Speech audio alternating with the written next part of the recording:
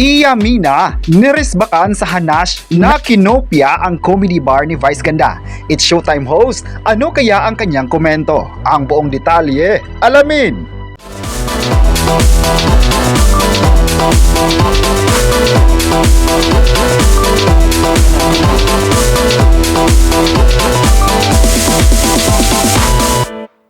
Viral ang komento ng actress at stand-up comedian na si Iyamina tungkol kay Wang Ising TV na taga Davao City dahil ginaya umano nito ang konsepto ng Vice Comedy Club na pag-aari ni Vice Ganda.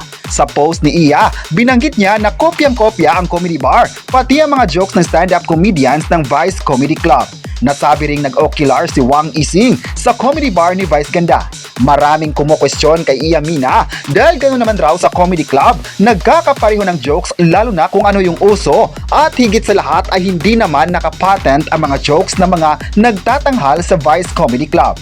Nireltook ng Japan-based Filipino content creator at host si Iya na ipinost niya sa kanyang Facebook account at sinabing nakilala na niya si Wang Ising TV noong 2012. Ayon pa nito, bago raw sabing nangopya si Wang Ising TV, ay alamin muna daw kung sino ang pinatatamaan nito. Kilala niya raw si Wang Ising noong 2012, hindi niya raw ito nakilala bilang vlogger at hindi lang daw niya ito nakilala na nagkakaroon ito ng Wang Ising Comedy Bar sa Davao, kundi nakilala niya ito noong panahon na wala pa. Dahil dito ay marami sa mga netizens ang bumabanat kay Iyamina. Ayon ng isang netizen, lahat naman talaga ng mga ganitong negosyo ay magkakaparihan ng banat sa entablado. Magkakaiba naman sila kung paano gagamitin ang jokes na iyon sa mga audience. May nagsabi pa na imbis na naghilom na ang issue kay Vice Ganda, nadadamay na naman ang pangalan nito. Sana raw ay hindi na lang nagkomento para hindi maapektuhan ang pangalan ng Ankabugabo star. May nagsabi pa na kahit anong mangyari ay susuportahan pa rin nila ang Vice Comedy Club dahil puro ang mga comedian dito. May nagsabi naman na kahit anong comedy bar, hindi dapat tinatanong ang mga estilo nito dahil parehas lang naman sila na nagpapasiya sa mga audience. Dapat raw na susuportahan ang bawat paandar nila sa mga tao. May nagsabi pa na kahit anong mangyari, papabor pa rin sila kay Vice Ganda dahil isa si Vice Ganda sa mga artistang paborito nito.